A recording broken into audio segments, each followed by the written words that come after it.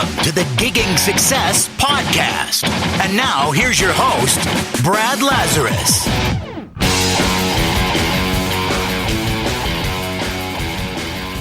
Hello and welcome to the Gigging Success Podcast, where you'll discover the tactics and strategies of some of the world's most successful cover bands that'll help you fast track your way to more of those better paid gigs you deserve. Again, thank you so much for joining me. I really appreciate your support. Again, thank you for all your emails and your interactions on social media. It means a huge amount to know that there's people out there getting loads of value from the podcast, so thank you again.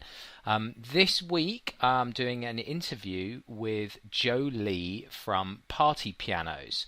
Now, Party Pianos is an interesting kind of concept which Joe will go through on the interview. But in this particular podcast, we talk about the concept behind Party Pianos, what makes it different and why that works so well, how Joe has landed some really kind of prestige clients, and he really has. If you check out his website, there's lots of logos on there, some great clients that he's picked up, and how Joe progressed from performing in bars for limited fees and then elevated himself out of that kind of ceiling limit on fees and into that more those higher paid premium private event fees, which we know are out there and for the taking. So, and then also the power of networking and how he creates like a snowball chain reaction, which has led to some of these bigger clients. He'll talk us through that, and how he created his lineups and his packages for maximum marketing effect.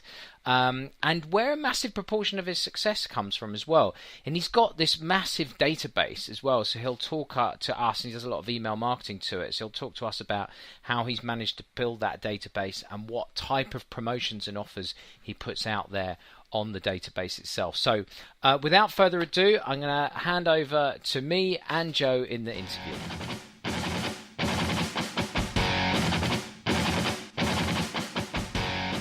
Hi, and thanks for joining me. I am with Joe Lee from Party Pianos. Now, you're probably wondering what Party Pianos is all about.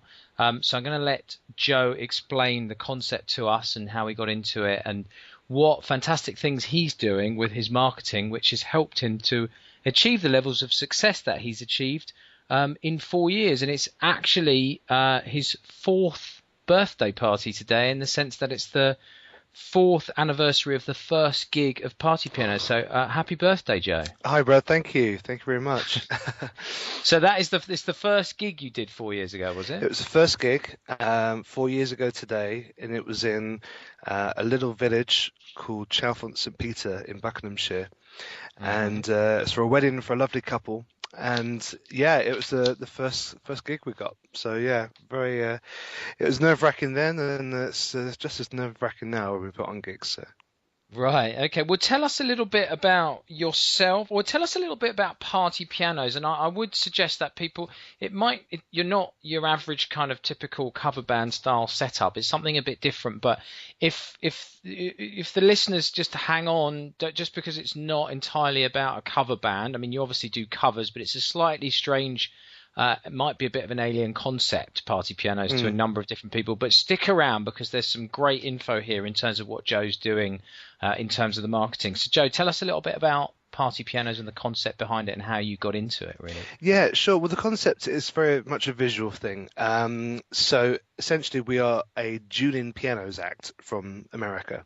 And what that is 2 pianos side by side on stage with a drummer in the middle. And sometimes a saxophonist and a guitarist as well. And we are basically playing with and against each other in a furious cacophony of noise, but also taking requests from the audience. So as opposed to a normal function band, the benefits are that we actually play what the audience is requesting live. So I'm a player myself, and the other players that we have, they have a massive repertoire of songs from 50s rock and roll all the way up to the latest chart hits. So it's important we keep that up to date, and we get all sorts of requests. And we also get requests for people to come on stage and sing as well. So it's a very interactive show. So we like getting them on stage, having them sing, hitting the keys, banging the drum, or just dancing around us. So yeah, it's just really fun, upbeat. And with the pianos, it's a real signature look as well, which makes us different. Right. So is that the key difference then? It's the piano bit. It's one of them, yeah. So the aesthetic, the look of the pianos on stage it gives a wow factor, because unless you've been to one of these Julian piano bars in Las Vegas or Texas or New York, you may not have seen this. And it's been around a long time. It's been around nearly 100 years. It started in New Orleans back in the day, where a bar owner put two pianos together and had like an X Factor style competition to see who would become the resident pianist. But once the winner won, people lost interest in the winner. Which you could draw some comparisons to the show at the moment, to X Factor. But he realised that it was the audition stage with the two pianos, which was the draw. So he kept the two pianos together, and it was born. So yeah, and it's all over the world. America was big. I was actually, how it started, I was working in Holland as a piano bar entertainer. So I was in various hotels and clubs, and I saw that they'd kind of brought it over to Holland, and they had these two pianos there, and I was the same as everyone else. Like, what on earth is this? And after a couple of gigs playing in the format, I loved it, and it just works really well. You've got space to interact with the audience. You're not just playing off a set list, and it was very exciting. And I thought, well, why don't we have it in London or the UK? And so 4 years ago, just before I brought it over, and we did our first gig. Okay, so how old are you now? What's your age? I'm 32. 32. So you started this kind of 4 years ago, right? And what were you doing before Party Pianos? How did you get to that point? Well, I went to university. I studied business and law. So instead of becoming a lawyer, I always wanted to kind of do something fun. But I kind of, I followed everyone into London, and I did various sales jobs and things. And I was always kind of in maybe dry business, you could call it. So office sales and insurance and things like that. But I always played the piano because I learned when I was a kid, and I always kept it up on the side. And I used to do the odd wedding, the odd bar gig and things like that. And I thought, well, maybe I should have a go and do this for a living. So I started doing piano bar work and got agents and did auditions and built up, just like everyone else does, I think, very organically. And, you put out an advert on the Yellow Pages and things and see what gigs you get. But it was really 2010 when I went self-employed as a musician, and essentially moved to Holland because there was a lot of work there for piano entertainers. And one thing about my little part of the music industry is that there aren't many piano entertainers out there. There are tons of guitarists and tons of drummers, but there are not many piano players that can sing. So we're quite a rare breed. So we're always in demand. So I was quite lucky that I learnt the right instrument. Right. So there's not many singing piano players. No. Right. That I did not know. Right. Okay. So that presumably means you could charge a premium for your service, could you? Yes, that's right, to an extent. But it also meant that we had a little bit more power in a way, because we could, make sure that we were treated fairly. Right. Okay. So you've got the concept. Presumably, the concept is kind of a free for all. You didn't have to pay for a license or anything, did you? Or no, not at all. However, it's pretty much sewn up now in the UK and the Middle East. It is quite high cost to enter because you've got to build these great big pianos, and that's the one thing. But yeah, I mean, look, you can go and do it, but the essence and the soul of it is about doing it right and doing it authentically. Okay. So you've got your concept, you've built up your kind of infrastructure, you're out there now. How are you're getting some great bookings. Obviously you've got clients ranging from kind of BMW, Mercedes, Coca-Cola. What else have you got on here? Kind of Odeon, some really kind of good prestige brands that you've been working for. How have you managed to get to that point? And how long did it take you? What did you do? Well, first we took every gig we could. It didn't matter what it was. I mean, the first one was a wedding, which was great, because I knew someone's a friend of a friend, and that was it. That they liked the idea and they booked us. Other than that, it was pretty much anything we could get. I was out there just trying to sell as much as possible. And I think it was about standing back and making sure the strategy was right from the start. I think that's where a lot of people could go wrong because they don't have a strategy about who their customers are. And I knew that I didn't want to be playing in the pubs for 200 quid. And that's a trap I think a lot of bands can get into, that cycle, and you'll never earn a living. So I knew I didn't want that. So I thought weddings would be great. And I think a lot of professional function bands, weddings are the bread and butter, the staple. But I knew there was a corporate market there as well. And I joined a networking club called the Best Of. And my local one was in Guildford, but they're all over the country. It's like a BNI kind of thing. And you go along and you network with people. Anyway, through this networking event, I met the dealer owner for BMW around the corner in Guildford. And they said, well, look, it's 2012. We're going to be doing the cars for the Olympics. We're one of the headline sponsors for London 2012. We're going to do a big event at the BMW dealership. Do you want to do it?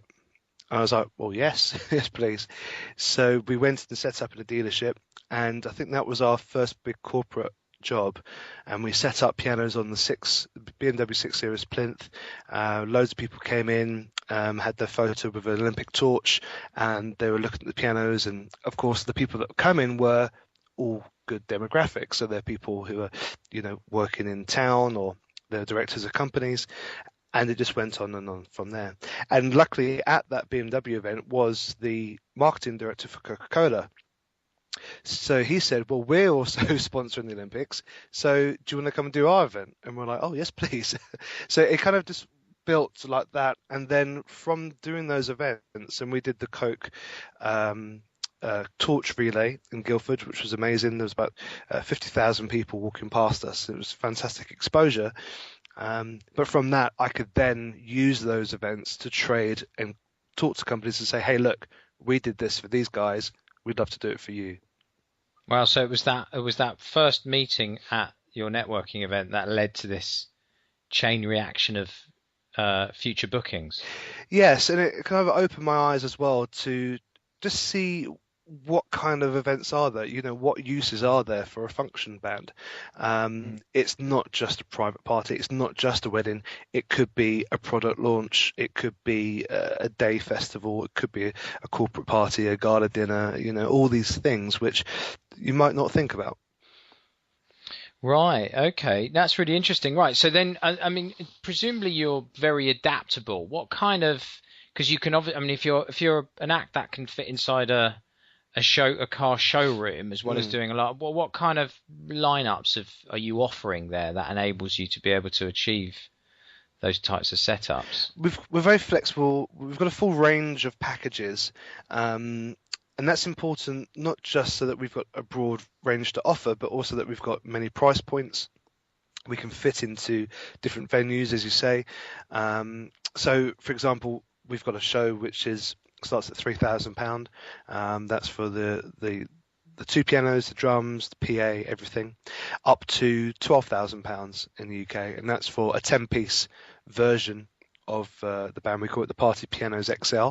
And there's a brilliant video that we did in a private aircraft hangar with private jets and Lamborghinis and all sorts of fun toys surrounding us. So there's something for the high end, and there's something for the more affordable end. Okay, great. I just want to actually just jump back to this kind of networking side of things and maybe dig a little deeper.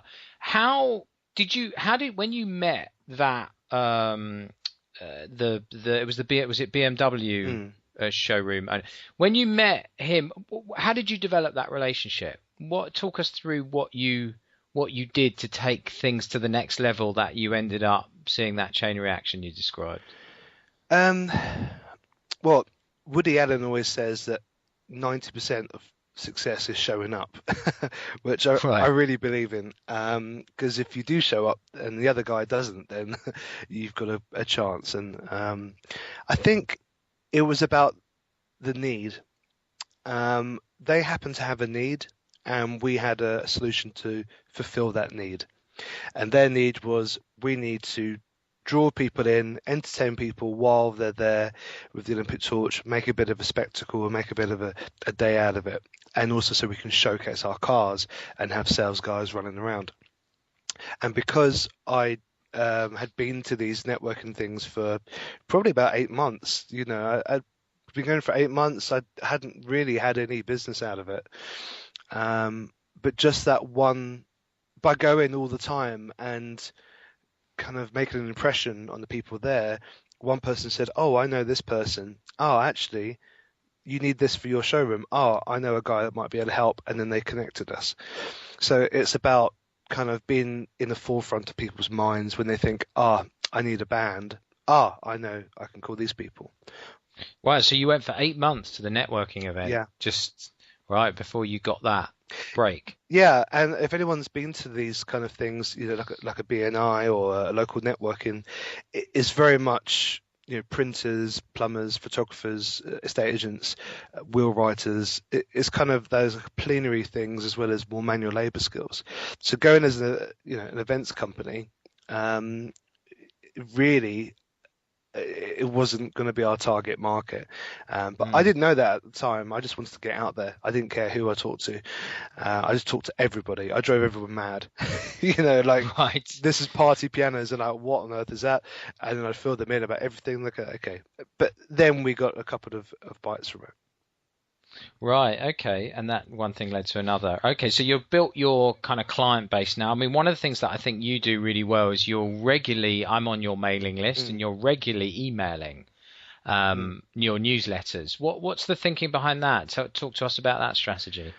Well, it's kind of borrowed from the main music industry, with chart acts and things, because it's getting tougher these days.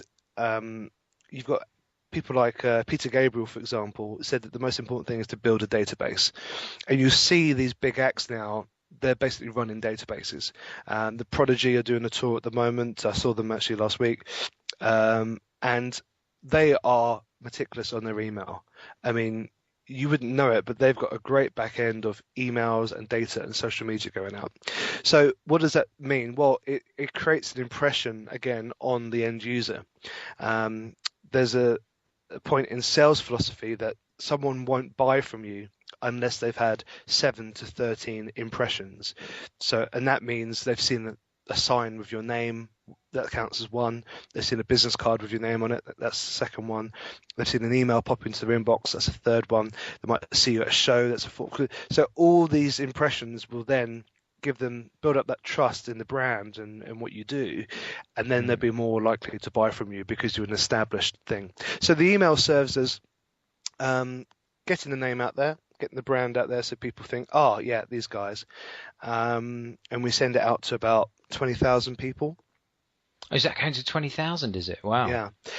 It sounds like a lot, but not everybody opens it. So you get about a 10% open rate, so about 2,000 people, and then you get about a 10% click through rate. And where did you get that list? Because 20,000 is a lot of names to build up over a certain period of time. Or did you buy the list from somewhere? We worked on it, so it was from day one. I wanted to get that data, so we basically we went where the people were. So we did a lot of trade shows.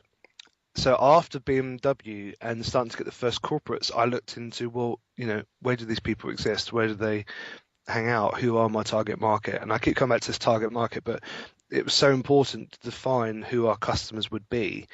And then I could find out where they go, what they do.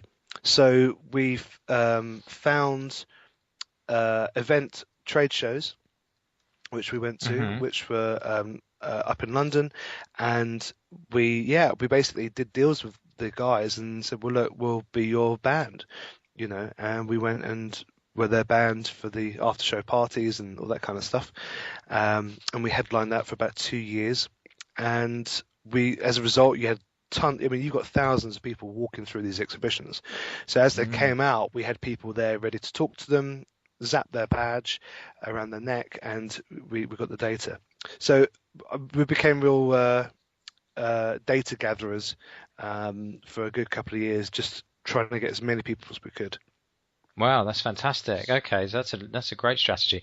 And I noticed, obviously, on your emails, you've run a couple of pretty special competitions as well, haven't you? Where you're giving away. There was there a dream holiday I think you were doing at one point? What was that one? We gave away a dream holiday. Now, what other band do you know that does that? Yeah, I don't think there's any other band that does it. So it was kind of about being different and doing something unique. But if we've got someone that's going to book us for £10,000, a dream holiday which will cost about £1,000, with holiday vouchers, we were willing to kind of invest in that. And we did well from that. We got some great inquiries. We built some good relationships, and one lucky lady got an amazing holiday. Wow, God, that's amazing. Okay. We also do champagne as well. We do champagne from time to time. So we did a recent one where if you book us before a certain date, then you get a bottle of champagne. And you get good response on those promotions, do you? Yes. I mean, it's funny because most of our clients are women, and right. I find it strange, but they're pretty much all women, all of our clients.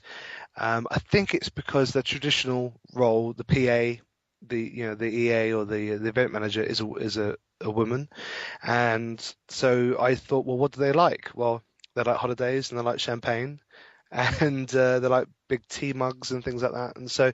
It's kind of so we've got branded mugs. So we have Party Pianos mugs, and they go out to our clients.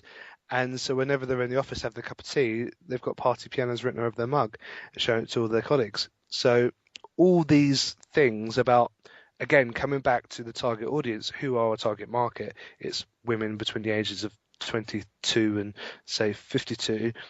So the emails are basically written with those guys in mind.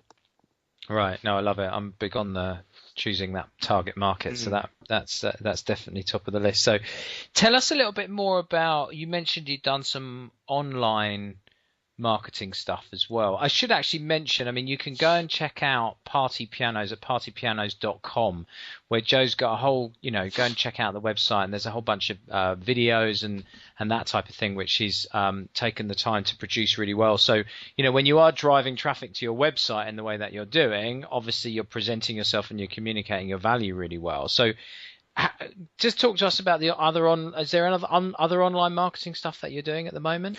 Well, apart from the website, social media is a thing. So we have social handles for Twitter, Facebook, LinkedIn, and we've just started Instagram, which is really popular now. We find that more and more of marketing that's digested is in picture or video format. It's like people don't want to read anymore. So yeah, pictures are very important, and luckily we're a very visual kind of thing, so we can post some great pictures, especially when we do things abroad as well. Okay. So we've covered a bit of the offline stuff. So yeah, let's talk about that, because you've obviously got quite a presence now in UAE, haven't you? Tell us a little bit about how that's United Arab Emirates. Tell us about how that came about. Started last year. We went and did. We headlined an award show for event professionals.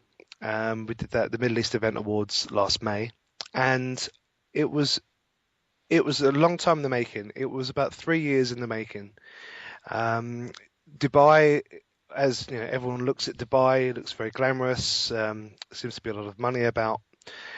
It always kind of appealed to me. I'd been on holiday a couple of times, and I've got friends out there who've moved over there for work, and they all saying, come out. So I was like, okay. So I went out a couple of years ago, and I walked around a couple of trade shows while I was there, because I'm not able to have a normal holiday. So I did a bit of beach, then I went to a trade show. Yeah, and just talking to people really, and finding out the need. Again, it's about trying to find a need and fill that before just rushing over there and and just saying, "Oh, here we are. This is what we do," and no one book us. So I had a good look at what the scene is out there. It's not as busy as people would think it would be, and there's a big shift towards the DJ scene. So many DJs out there, and they probably won't mind me saying this, but there's not a lot of live music, and there's not that much of a live music culture. So it is actually very difficult. We've been lucky. We've done some good events the past 8 months or so. We did one on the Palm, which was amazing. One in Dubai Marina. We did one at the Burj Khalifa at the Armani Hotel, and that's the tallest building in the world. And we're at the back on the terrace and playing right in front of this absolutely vast thing. So there's some brilliant experiences to be had, but it's it's a full-on thing. But it's a great place. I mean, it's really a holiday destination. You get a lot of tourists there, a lot of young people there, a lot of British people there. So yeah, it's an interesting thing. It's only just begun.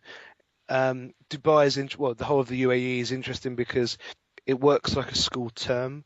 You have school holidays, if you will, because of the heat. So from September till June, there's stuff on, but then you have Ramadan and the summer where it's just too hot to do anything. So everyone kind of just disappears from Dubai. They go back to England or America or whatever, and then they come back. But yeah, it's very interesting. I do like it there. I really love it. It's a brilliant country. People are really nice. So we'll see. Great, sounds great. So tell us a little about, because you've got some great video material as well. How have you gone about getting that all captured? A bit of a mix. When we first started, we were doing using iPhones and things. But our very first video was a montage of iPhone clips, and just about got away with it because when you're starting out, you've got zero budget. And so, what can you do? You need a video to show people what you can do. However, I would really recommend that you invest as quick as you can in a professional video that can really show you off at your best. So we had a guy who won a Grammy or something with Kanye West for doing his video. And that's the video with the private jets and stuff. So that's a very slick video. And then we had another video which was done on a Canon 5D, I think, at Ministry of Sound when we had loads of girls up on the stage dancing around to the Spice Girls. So we haven't got our own kind of unit. We've used different guys for different videos. And when the opportunity has arisen, then we've taken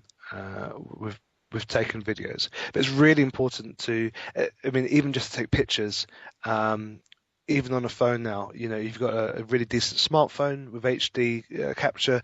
You can take an HD video, you can take an HD photo of the band setup.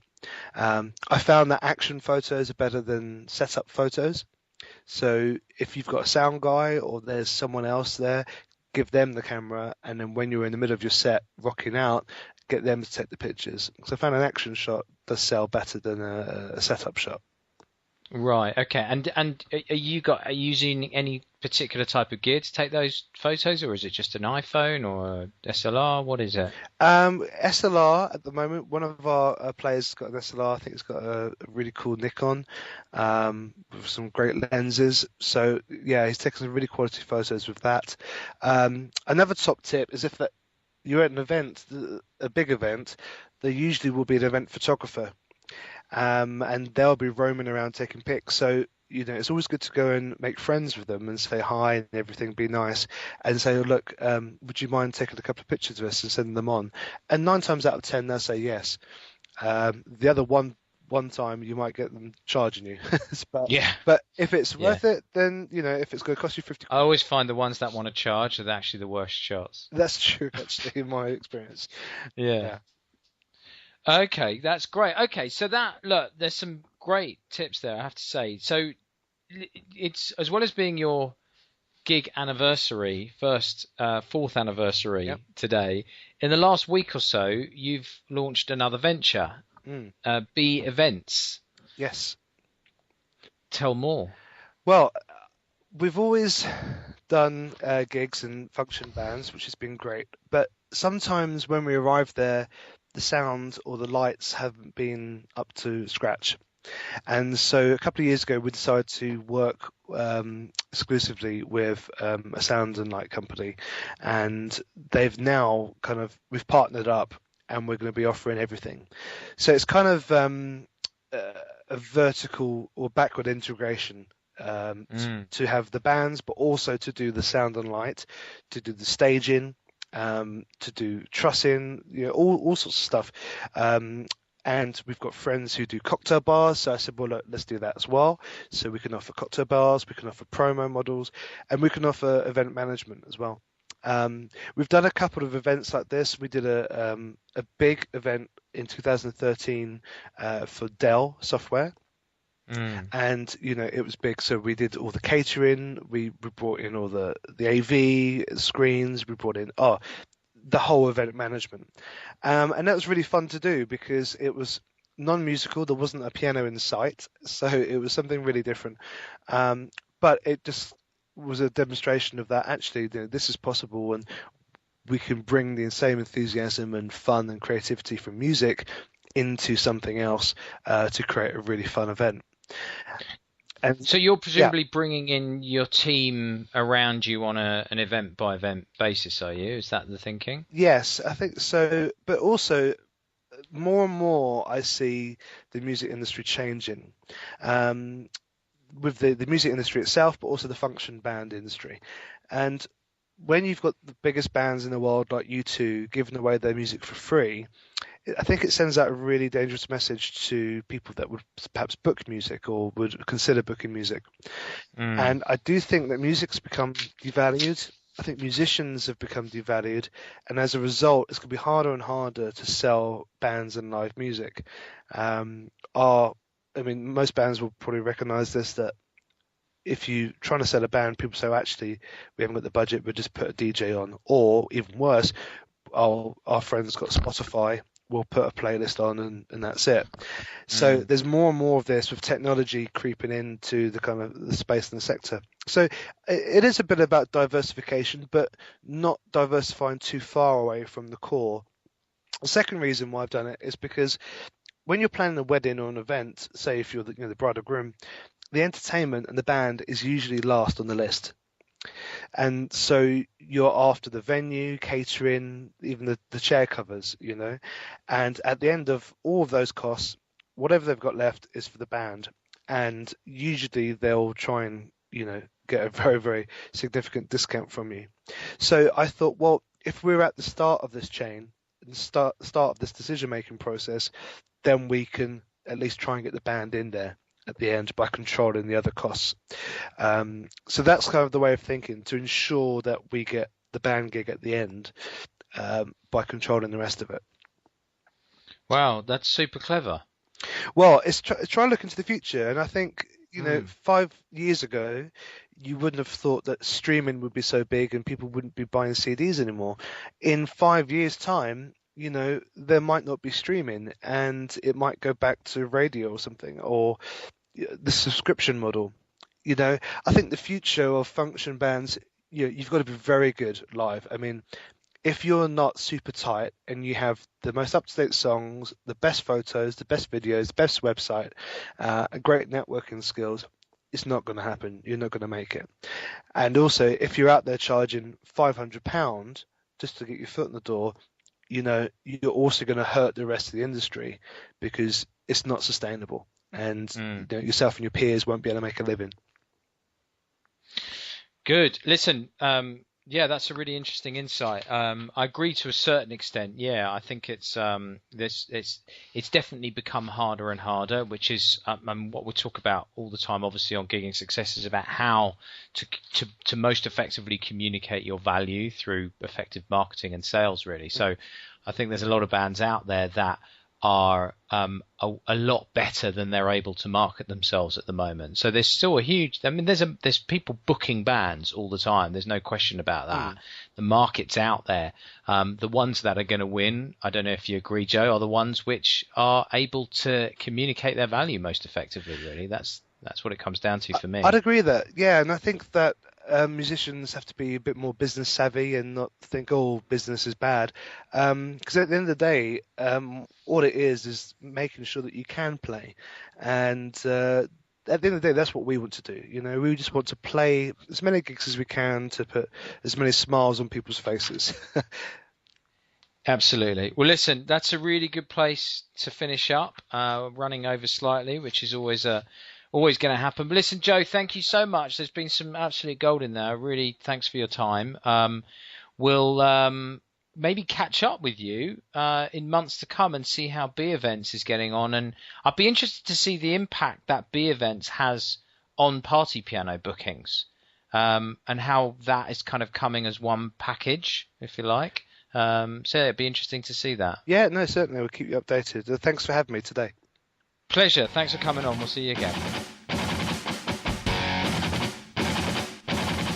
So there it is. Thanks to Joe Lee from Party Piano. Some really, really interesting stuff there. Really hope you've picked up a bunch of stuff on that particular podcast that you can go away and actually do an action yourself. So there's plenty to think about. Lastly, please head on over to gigingsuccess.com/CBE, where you can pick up Cover Band Essentials and pick up 5 killer tactics and strategies to help you get more gigs and crush your competition in the current economy. If you haven't yet subscribe to the Gigging Success podcast, please head on over to iTunes, where you can subscribe and you'll automatically get updated when new podcasts come through. That's it for this episode. I'll see you in the next.